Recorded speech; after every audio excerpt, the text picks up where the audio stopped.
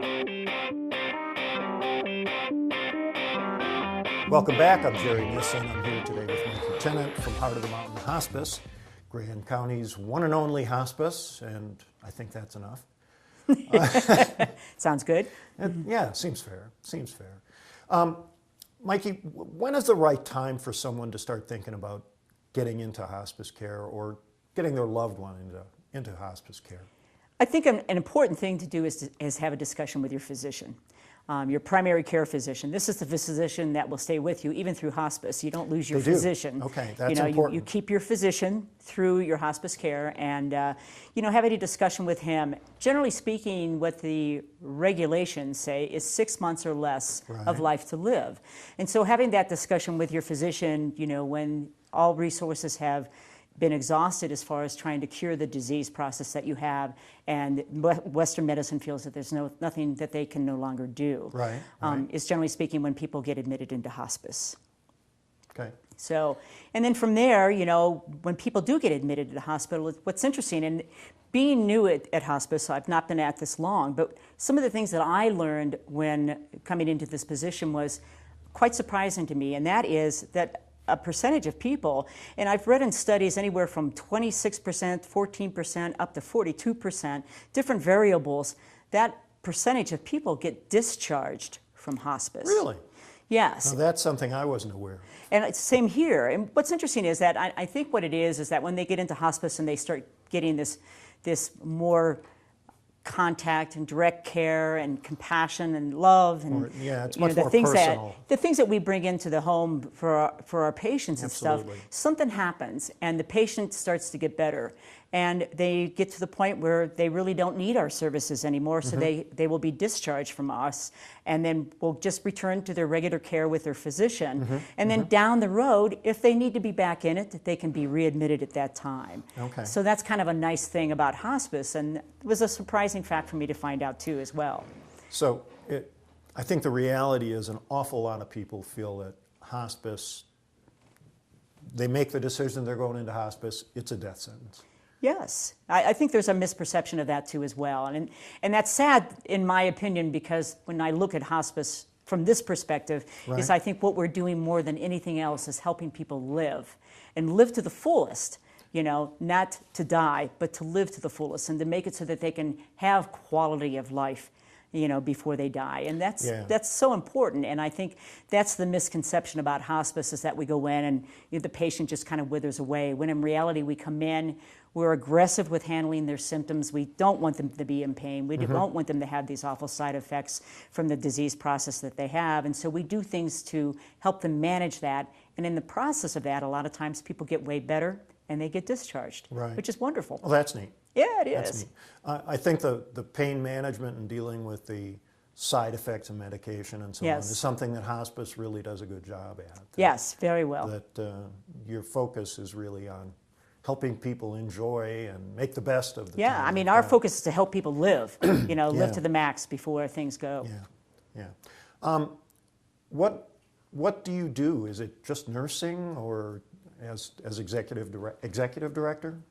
Well, as executive director, my job is to look at the big picture and to make sure that we're following our regulations, that we have the staff in place to be able to do the things that we need to do, and to keep intact with the volunteers that help us out, and also to communicate to the board and to be that conduit between the staff and the board.